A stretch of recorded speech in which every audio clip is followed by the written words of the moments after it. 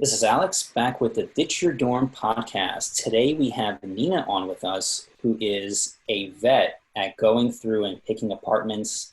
Nina recently graduated from Boston University. Nina, thank you so much for joining us. Thanks for having me. So, Nina, I know a lot of students at Boston University are going to be looking for apartments. It's going to be their freshman year, maybe it's their sophomore year. They're going to be looking their first time, and a lot of them don't know what to expect. So let's start off with, tell us about your experience renting at Boston University, starting with your freshman year. Yeah, so I lived on campus freshman year in a dorm, in a very, very small dorm. And I knew that a lot of older students were moving off campus sophomore year, and so I started exploring that. And it turned out that living on campus was more expensive than living off campus in many cases. So I definitely took that as a green light to go and explore that. And so I had, a couple of friends already that I knew I wanted to live with. And this was very early on freshman year, which I know is rare to think about roommates because you don't even know who your friends are at that point.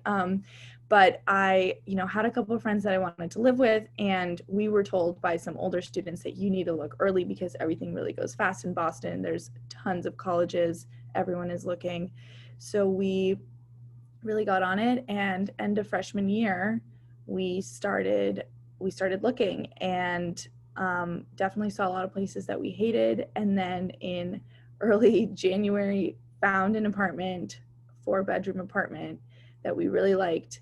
And we signed then, which was early, but we, a lot of people had done it around that time as well. And then we lived there for about 2 years. And then my senior year, I moved out into a different apartment. So I lived on campus for a total of 1 year and lived off for about 3 years. Got it. Is the, so how early, I know you said you signed your lease in January, which seems early, but it really isn't. When did you start actually looking for an apartment? So we started looking, and I know Boston is different than other cities. It's very unique, from what I heard and experienced in when you have to start looking for an apartment. We started looking, I believe, in December of my freshman year. So that was just a couple of months into freshman year. And then we signed probably end of January, early February. And so we had a broker help us find apartments and tour us to different places. Got it. So when, first of all, what is a broker for those who don't know what a real estate broker is? So I also didn't know what a broker was when I started this journey. My friend's dad was in real estate, and so he suggested that we get a broker. And so basically it's someone you hire to help. You basically tell them what you're looking for in an apartment, and he or she will, give you a bunch of options. You look at them, and then you pick the ones you want to tour, and they help you contact the landlord of the apartment that you're looking at, schedule visits, and then help you sign the lease and organize all of that. So that was the route we chose to go. I don't think that's the most common for college students because it is an added expense. And it was at times a little bit more stressful, but all in all, I think it helped, especially in Boston. Okay. Well, how did it help? Was it easier to look, or was it easier to get information dealing with a broker than just using something online? So I think it was easier only in the way that we were new to the city. We had no idea where to look. We didn't know, we also were very new to renting, didn't know if you just reach out to the landlord or how you even schedule visits. And so because our broker, this was his job, we kind of trusted him to do that and to kind of show us how this all works. And so I think for the first time that was helpful. I didn't use a broker the second time. I thought it was, I could do it on my own. So it's definitely not necessary, but definitely something that a few people choose to do. Got it. Um, how did you go about finding your roommates? I mean, it's December, first semester freshman year. You're in a new city. You're originally from LA. Yeah. You're in a new city, and like, how do you even know who you want to live with for the a year Right. from now? Yeah, I didn't at the beginning, and so I had gone to college with a close friend from high school, and so she was one of my roommates. And then we had met two other girls who were both from LA. We didn't know them growing up, but they were both from LA, and we just decided to just take the risk and live together. And it ended up working out. Although I wouldn't recommend looking that early and picking who you're living with, in December freshman year, because um, friends do change, and, a lot of things change freshman year. So if I were to choose again, I probably would have waited a little bit longer to sign a lease, but that's how we did it. And thankfully it worked out because we're all still friends. Awesome. What kind of advice would you give to a freshman that's thinking about who to choose for their roommates? Like, what kind of, like, obviously you're thinking, I want to choose my friends, but is there, like, what kind of characteristics or things do you even need to talk about when picking your roommates so you're all kind of on the same page? Yeah, I mean, it's hard because you could be friends with someone and not be able to live with them. So I think finding that balance, and it's very hard to figure that out in the first couple of months of school. There's so much going on. I think it's always easier to live with someone that you've already lived with. So if your, current roommate in your dorm, if you guys are fine and everything is, you guys are cordial and same level of messy or clean, then, that's definitely a good way to go. You don't have to be best friends with the person you end up living with. But, just making sure your priorities are all the same, and really having direct conversations about, all those cheesy questions of like, are you a morning person or a night person, or are you clean or messy? I mean, those are really important. And because if you lay that out at the beginning, then it just makes everything easier. So definitely just talking about what, your expectations are of a roommate, and then going from there. That's a great point, and I think that makes a lot of sense. I would encourage everyone to do that because I mean I've certainly been in a situation where I moved in with a best friend and it did not work out well because we were Yeah, not compatible living partners. exactly. It can happen. So yeah, it's unfortunate when it does. Yeah. Um, talk to us about the leasing process. What was that like? Did you mentioned that you're in your first apartment you lived? It was a total of four people. Did you all have to sign together? Was anyone else involved, like your parents, in the lease signing? What was the lease signing like? Yeah, so that part was actually pretty stressful, and I didn't really know what to expect. So we, like I had mentioned, toured a bunch, 5 or 6 places that we really didn't like, and this one, we came in and we're like, okay, this is the one. And then all of a sudden our broker was like, okay, we're driving back to my office. We're going to sign the paperwork, get your parents on the line because they need to be the guarantors. And I just didn't know what he was saying. And so my parents had known that I was looking at apartments and that this is something that I want to do. And we're kind of in the loop there, but had no idea like they would need to do something in like within 5 minutes. And they're on the West Coast, I'm on the East Coast, so there's a time difference. They were still at work. It was stressful. So I didn't really know any better, and I just trusted the broker, and I said, okay, fine, let's quickly go to the office and sign it. And his argument was, well, someone will take it, so we need to be the first ones to sign.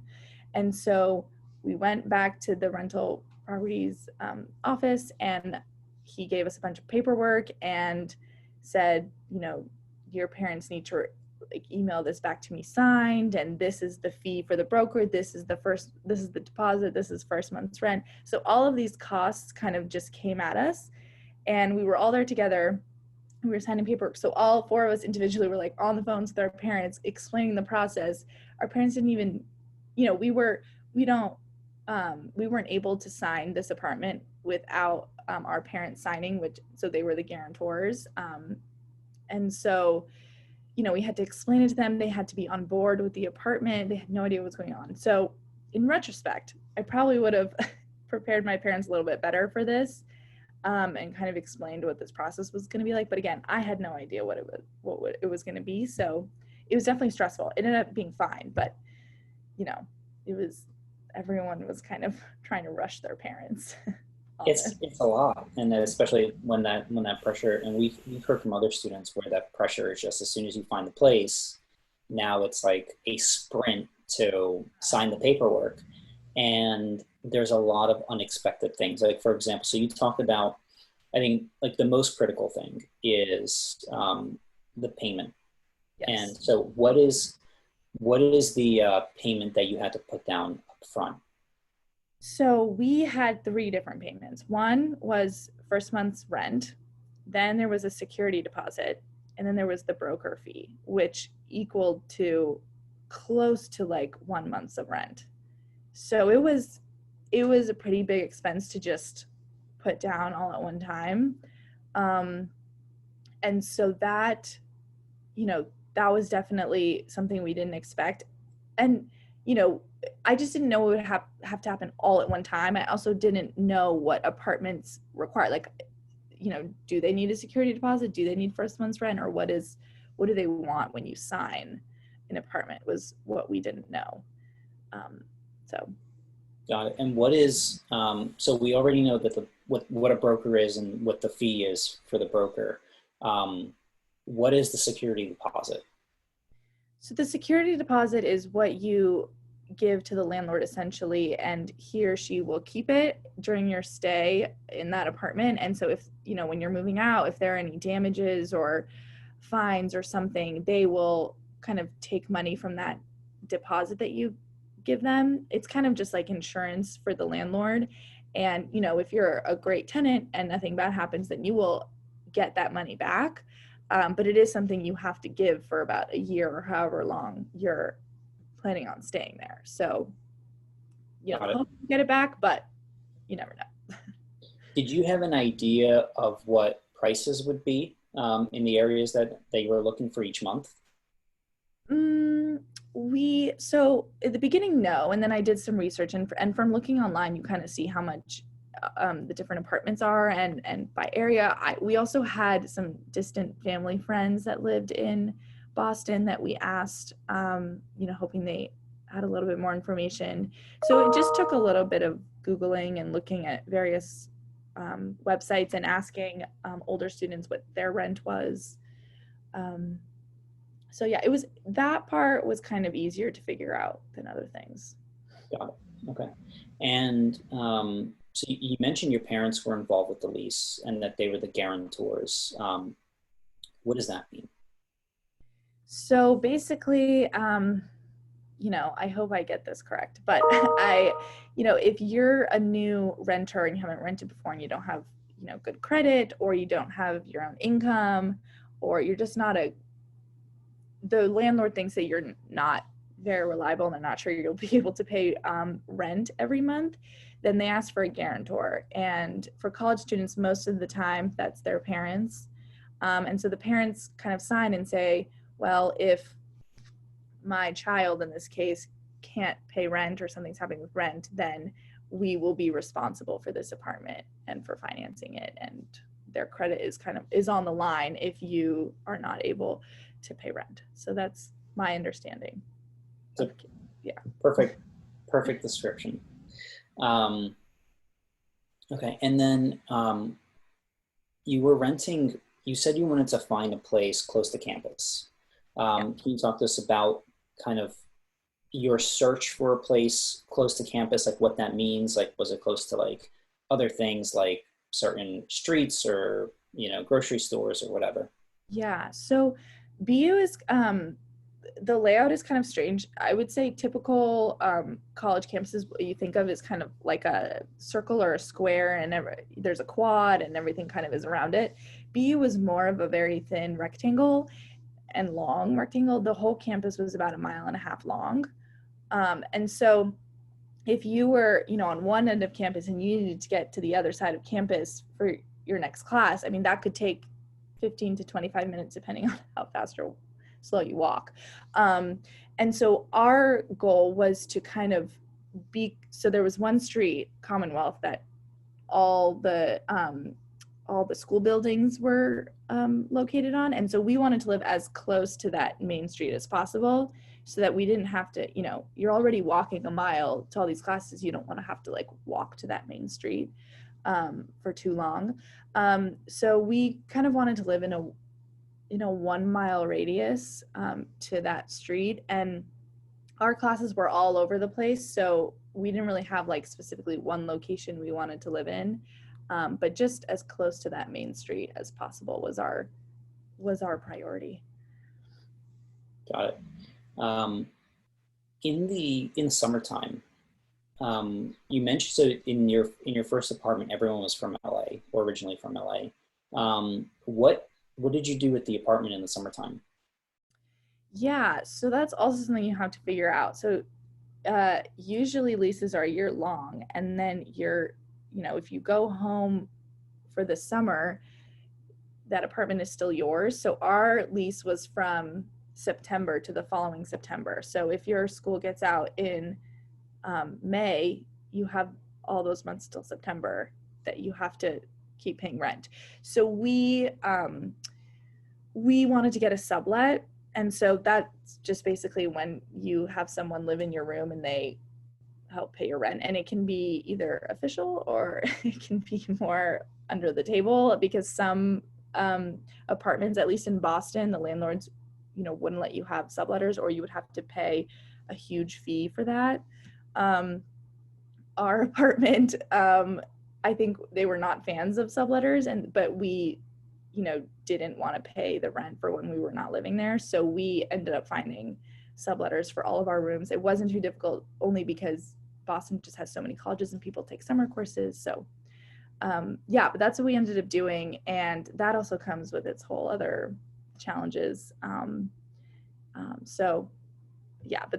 that was kind of a no-brainer for us, because just financially it didn't make sense to pay for something we weren't living in.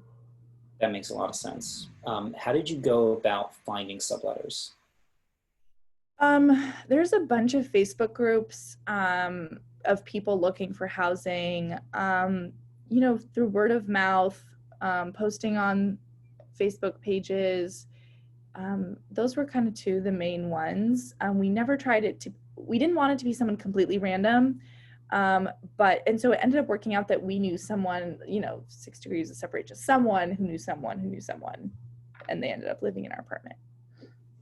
Got it.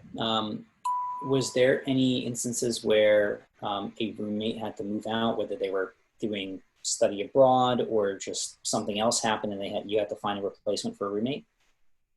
Yeah, so we actually all studied abroad junior year, second semester. So all 4 of us had to find someone to live, not only from when we were abroad from January to May, but then from May until end of September. So our junior year, we barely lived in that apartment. So I ended up subletting my room for that entire time. My other roommates had different situations, but I really wanted to sublet it for those months, and I ended up having a not so great experience subletting. So I definitely learned that when you sublet, it's good to have a contract that you go over with the person you're renting to lay out, what's expected. Here's how you will pay rent. What happens if you don't pay rent? So you're kind of becoming your own landlord, essentially, especially if you're doing this without kind of going through the official route, because if you're doing it officially through your landlord, then they will have their own separate paperwork. But if that's not there, I strongly recommend that you kind of come up with your own agreement with your subletter. How would you go about getting that agreement? Like, how did you do it? So one of my friends had actually suggested it to me, and she had a template that she used. So I used that as well. I also looked at the lease that I signed myself for that apartment and looked at what they laid out and what their terms were. And just took, really the high level points, because there's so much in a lease that I wouldn't need. So the main points were just how you're going to pay rent, and then what happens if you don't pay rent, what needs to happen with all your belongings, and if there's damage, what, if you're renting one room but the other room is empty, is that person allowed to put their stuff in that room, or is that room off limits? There's, things like that that you don't even expect could be an issue, but then they become an issue. So trying to lay out as many details as possible. And obviously it's not a legally binding contract because you're just doing it with someone else, but at least that understanding is there. And then if something goes wrong, you can't be, that person can't say, well, you weren't clear, because it's listed there in the agreement. Great. That's I think that's super valuable. It seems like you got like along with your college education, you got a minor in dealing with apartments and contracts, which is great. Um, so overall, if you were talking to a freshman who's about to start their year, or a sophomore who's been there but just lived in dorms, what are some of the key takeaways that you would say these are the things that you definitely need to focus on when searching for a new apartment? So, I mean, the number one thing is trying to figure out who you're going to live with. But say you already have that and you know who your roommates are going to be with. I think when looking for apartment, there's a lot you can focus on, whether that's proximity to campus or layout or how many bedrooms or size of the apartment. And I think figuring out what's most important, because you're not going to find everything you're looking for, and especially in college towns, the apartments are not great and all beautiful. And so just figuring out what you're willing to compromise on and what is the most important to you, I think is key.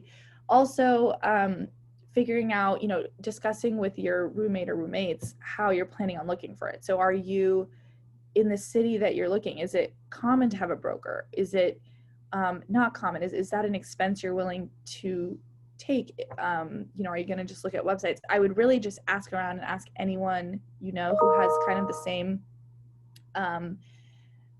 budget as you. I would recommend talking to them and kind of just understanding what people do.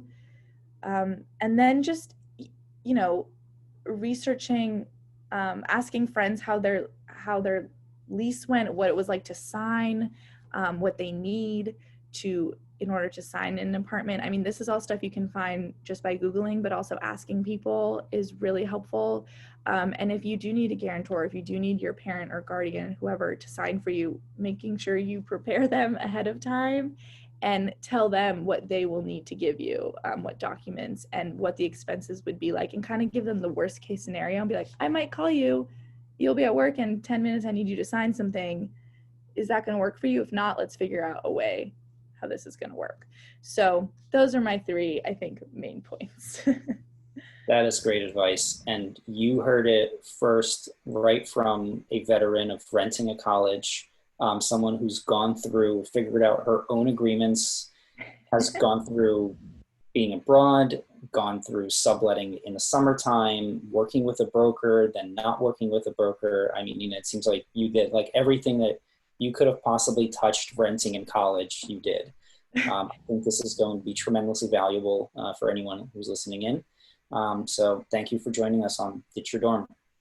Thank you for having me, and I hope at least something of what I said was helpful. So happy to share.